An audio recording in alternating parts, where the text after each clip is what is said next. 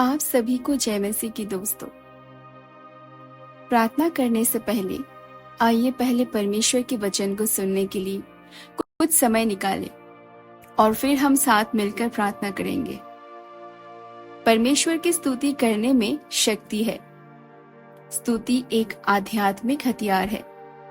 यह विश्वास का एक ऐसा कार्य है जो परमेश्वर की उपस्थिति को हमारे जीवन में आमंत्रित करता है। और यदि आप उत्पत्ति से प्रकाशित वाक्य तक बाइबल पढ़ें, तो आपको अनगिनत उदाहरण मिलेंगे जहां स्तुति ने सफलता दिलाई, जहां आराधना ने विजय दिलाई और जहां विश्वास के गीतों ने परमेश्वर के दिव्य हस्तक्षेप को उजागर किया। देखिए, जब हम आत्मा से भरे विश्वासी अपनी आवाज और अपने हृदय को स्वर्ग की ओर उठाते हैं, तो कुछ शक्तिशाली घटित होने लगता है। हम स्वयं को स्वर्ग के साथ जोड़ते हैं। हम अपना ध्यान समस्या से हटाकर उस पर केंद्रित करते हैं जिसके पास समाधान है।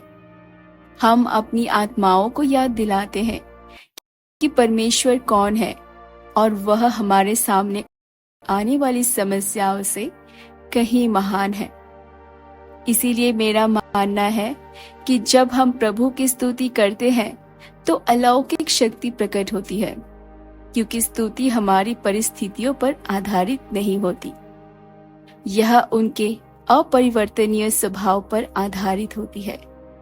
जब हम विश्वास के साथ परमेश्वर की स्तुति करना चुनते हैं, तब भी जब हमें ऐसा करने का मन ना हो, तो हम घोषणा कर रहे होते हैं, परमेश्वर, मुझे विश्वास है कि आप अभी भी अच्छे हैं। मुझे विश्वास है कि आप अभी भी नियंत्रण में हैं। भजन संहिता 22:3 हमें बताता है, परंतु हे इज़राइल की स्तुति में विराजमान, तू पवित्र है। यह एक ही श्लोक बहुत सांत्वना और आशा से भरा है। यह हमें बताता है कि परमेश्वर अपने लोगों की स्तुति में विराजमान है, निवास करता है, बस जाता है। इसका अर्थ है कि जब आप परमेश्वर की स्तुति शुरू करते हैं, तो आप उसकी उपस्थिति के लिए जगह बना रहे होते हैं। आप कह रहे हैं, प्रभु, आपका यहाँ स्वागत है। आइए और अपना उचित स्थान ग्रहण कीजिए। देखिए, स्तुति एक ऐसा वातावरण बनाती है जहां परमेश्वर कार्य करते हैं। 2 इतिहास 20 में एक प्रभावशाली कहानी है। यह राजा यहोशापात की कहानी। उसे एक भयानक समाचार मिला। एक विशाल सेना युद्ध के लिए तैयार होकर यहूदा की ओर बढ़ रही थी। ये संकट का क्षण था। डर उसे पंगु बना सकता था, लेकिन घबराने के बजाय राजा ने यहोवा की शरण ली। यहोशापात ने लोगों से उपवास और प्रार्थना करने का आह्वान किया। उसने तुरंत हथियारों या रणनीतियों की तलाश नहीं की। उसने परमेश्वर की खोज की और जवाब में परमेश्वर ने एक भविष्यवक्ता के माध्यम से बात की और यह संदेश दिया, इस विशाल सेना से मत डरो और ना ही निराश हो, क्योंकि युद्ध तुम्हारा नहीं, परमेश्वर का है। अब यहोशापात ने जो किया वह आश्चर्यजनक है। उसने तलवारों वाले सैनिकों को अग्रिम पंक्ति में नहीं रखा। उसने सबसे शक्तिशाली योद्धाओं को नहीं भेजा। इसके बजाय उसने युद्ध से पहले स्तुति की। वे गाते हुए निकले, यहोवा की स्तुति करो, क्योंकि उसकी करुणा सदा की है। और जैसे ही उन्होंने स्तुति करना शुरू किया, बाइबल कहती है, प्रभु ने उनके शत्रुओं पर घात लगाए। शत्रु शिविर में खलबली मच गई। यहूदा को नष्ट करने आई सेनाएं एक दूसरे का नाश करने लगी। यहोशापात के लोगों को कभी हथियार उठाने की जरूरत नहीं पड़ी। उन्होंने अपनी आवाज उठाई और बाकी काम परमेश्वर ने किया। ऐसा ही तब होता है जब आप असंभव के सामने परमेश्वर की स्तुति करते हैं। जब आप चिंता के बजाय आराधना, घबराहट के बजाय स्तुति और भय के बजाय विश्वास को चुनते हैं। आप अपनी परिस्थिति में स्वर्ग को छोड़ देते हैं।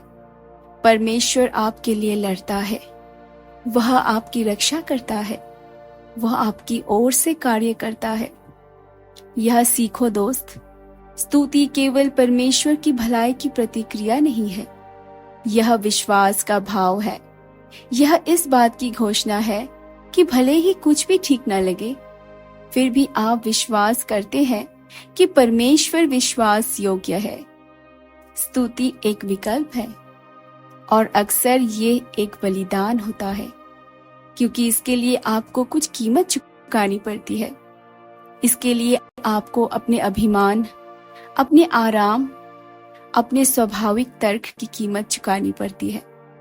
लेकिन ये अलौकिकता का द्वार खोलता है। और हाँ, ऐसे दिन भी आएंगे जब परमेश्वर की स्तुति नहीं होगी आसानी से। ऐसे दिन जब आपका दिल भारी हो, जब आपका शरीर कमजोर हो, जब आपका मन थका हुआ हो। ऐसे पल भी आएंगे जब आपके आसपास सब कुछ बिखरता हुआ सा लगेगा और आखिरी चीज जो आप करना चाहोगे वह है अपने हाथों को प्रार्थना में उठाना। लेकिन मैं आपको प्रोत्साहित करना चाहता हूँ, यही वो पल होते हैं जब प्रशंसा सबसे शक्तिशाली होती है। जब आप आंसुओं के बीच प्रशंसा करते हैं, जब आप अनिश्चितता के बीच प्रार्थना करते हैं, जब आप दर्द में गाते हैं, तभी आपकी प्रशंसा युद्ध बन जाती है। तभी यह दुश्मन के झूठ को खामोश कर देती है।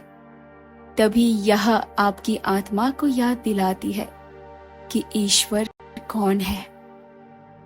इसीलिए मैं आपसे आग्रह करती हूँ, ईश्वर की स्तुति करने के लिए सही परिस्थितियों का इंतजार ना करें, समस्या के हल होने तक का इंतजार ना करें। अभी उनकी स्तुति करें, प्रतीक्षालय में उनकी स्तुति करें, दालान में उनकी स्तुति करें। जब बैंक खाता खाली हो, जब रिपोर्ट खराब हो, जब तूफान चल रहा हो, तब उनकी स्तुति करें, क्योंकि वे हर समय योग्य है। अपने दिन की शुरुआत स्तुति से करें। अपने घर को आराधना से भर दे। अपने बच्चों को ईश्वर की अच्छाई के बारे में गाते हुए सुनने दे। अपने हृदय को कृतज्ञता से भर दे। स्तुति वातावरण को बदल देती है, आपके जितने भी आसपास के वातावरण है। लेकिन उससे भी ज्यादा जरूरी बात यह है कि यह आपके भीतर के माहौल को बदल देता है।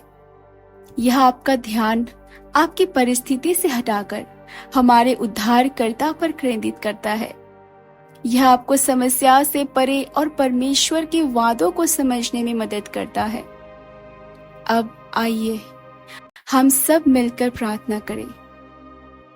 दयालु और परम पवित्र प्रभु यीशु, मैं आपके साथ रहने, आपकी उपस्थिति में विश्राम करने, आपकी अच्छाई में डूबने और अपने हृदय को एक बार फिर कृतज्ञता और स्तुति से भरने की गहरी इच्छा से आपके सामने फिर से आई हूँ। प्रभु, आप में वफादार रहे करती हूँ और सिर्फ मैं जानती हूँ कि मैं आपके सामने श्रद्धा से नतमस्तक हूँ।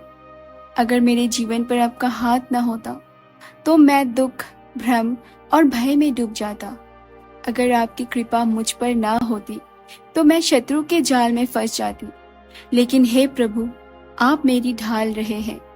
आप हर युद्ध में मेरे आगे आगे रहे हैं। जब मैं कमजोर था तब आप मेरे पीछे खड़े रहे। जब मैं अकेला महसूस करता था तब आप मेरे साथ चले। जब मैं चल नहीं पाता था तब आपने मुझे उठाया। और इसीलिए मैं पूरे दिल से आपकी स्तुति करती हूँ। यीशु, मैं आपकी स्तुति करता हूँ हर उस युद्ध के लिए जो आपने लड़ा और जिसे मैंने देखा तक नहीं। उन रातों के लिए जब आप मेरी रक्षा के लिए जागते रहे। उन सुबहों के लिए जब आपने मुझे नई दयाओं से जगाया। उन तूफानों के लिए जिन्हें आपने मुझ तक पहुंचने से पहले ही शांत कर दिया।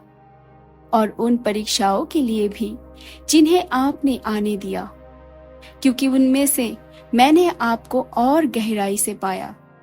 प्रभु, आप मनुष्य जैसे नहीं हैं, आप बदलते नहीं, आप मुझसे प्रेम करते नहीं थकते, मेरी कमजोरियों के आधार पर आप विचलित नहीं होते।